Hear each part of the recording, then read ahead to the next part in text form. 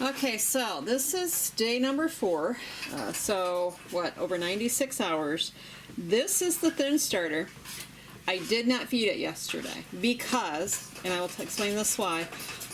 This is the one I was going to let go bad, so you can see the different stages and what starts to happen.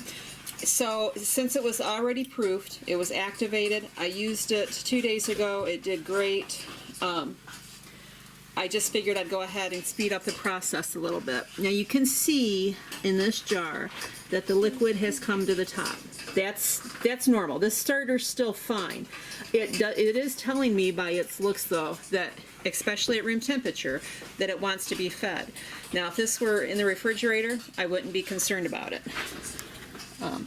You see the little bit of discoloration on top. That's still okay.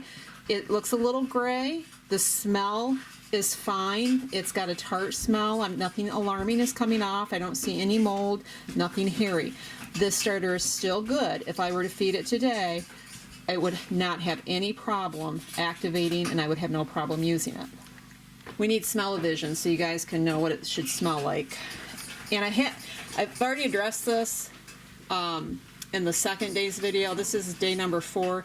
I did not tell you guys to cover the jars on the first day, so if anyone's missed day 2 and 3 and didn't hear me to talk about covering the jars, yes, you cover the jars, you just lightly. If you do it too tight and these were to activate, you'd have just a mess. So I just lay stuff on like that. This is the good starter. I did not feed this either because it was an active starter. And see, it does look a little different than the starter I just showed. This is all the liquid on top. This one, the liquid is right there. And the reason I'm showing you this is so you guys can see these are still 2 perfectly good starters. They're just reacting a little different. One is probably because this has more flour in it, a little thicker. This was the thicker starter. The inside looks a little grayer because it doesn't have all the liquid on top. Now I'm feeding the starter tonight because I want to keep this starter. The starter's perfectly fine.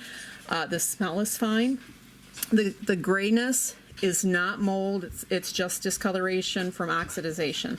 So, but it is telling me by the way it looks that it wants to be fed if I'm going to keep it at room temperature. All right, day 5.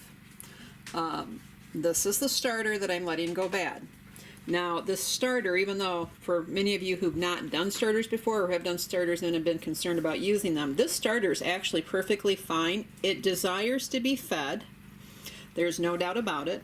The liquid is really a dark brown. If I was using the starter and I saw this, I would definitely feed this now. Again, I'm letting the starter go bad so you can see different stages of what your starter may look like if it has a problem. This is the starter that I am continuing to use, and you can see this was just fed yesterday. It's a happy starter. It's got liquid on top. That's fine. It's kind of dark. Not nearly as dark as this, but if you'll remember in a previous video, I think day 2 or maybe day 3, I discussed the fact that if you see a large amount of liquid on your starter, that's telling you that it wants to be fed typically. Now, the only variation that I have seen is if the starter is refrigerated, or in my case in the cooler months I will put it in the ice box. It's going to separate anyways, but because it's dormant, typically you don't have to worry too much about it. On the counter, in a normal room temperature, be much more vigilant. I can't say that enough. Okay, as far as smell, it still smells perfectly fine. It doesn't look the prettiest. But there's nothing wrong with it. If this were black on top, if the liquid was turning black, probably what would happen by that point is the odor would start to become very pungent. Not just the strong tart flavor that I've discussed in a previous video, but pungent to where you know something's not right. And that's just a step away from the vomit smell that I've talked about. Typically before the vomit smell, you're going to smell the acetone, the fingernail polish remover, something that you would not want to ingest in your body. Now, I'm going to show you too on this starter, which is perfectly healthy. Again, you see the brown coloring on top.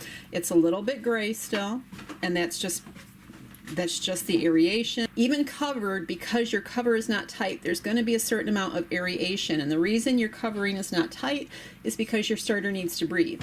If you don't allow that breathing to happen, the gases build up and you just end up with a mess.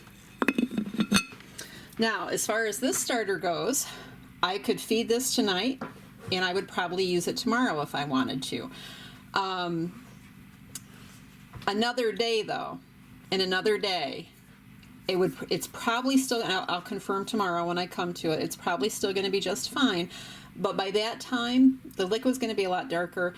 And I would then, at that stage, want to feed it a couple times before I would use it, just to encourage the good bacteria. Because what's happening in this is the bad bacteria is trying to take over. We're not at that stage yet, but it will quickly get there, not being fed. So again, that's perfectly normal. It's fine. I would definitely, I'd feed it and I'd let it sit, for several hours before I used it. Probably overnight, or feed it in the morning and use it in the evening. Whereas this one, I would feed it and within a few hours, once I started to see that it was activating, I could use it that quickly. Or I could, walk away from it for another, 12 hours and then use it again. That would be fine. But this one, I'd give it a little bit more time. Okay, so we're at day 7, and there's really not been much change between yesterday and today. The liquid is still about as dark, it's not black. There's still no signs of mold yet. So, I'm surprised. I figured today would probably be about the day I'd start seeing things I really wouldn't want to mess with in the yeast. You can see, again, there's no activation. This is a good way too to tell when your yeast needs feed. No, you don't use your yeast at this stage, even if this wasn't here, but when it's flat like that, this one right here is the one I've kept. It's flat like that. It wouldn't be any good to use right now. I would definitely need to feed it and allow it to activate, and that can take anywhere from, I've had it happen as quick as 2 hours. It can take up to 12, and it will stay activated for several hours, and you'll know when it's done being activated. It's just like somebody's punched the air out of it. It becomes dense again. So it's a good rule of thumb to look at for when it's ready to use. All right, so that's it for this short video, and we'll see what tomorrow brings for this poor starter here that's begging me to feed it. I'm a feeder. We'll talk soon. God bless.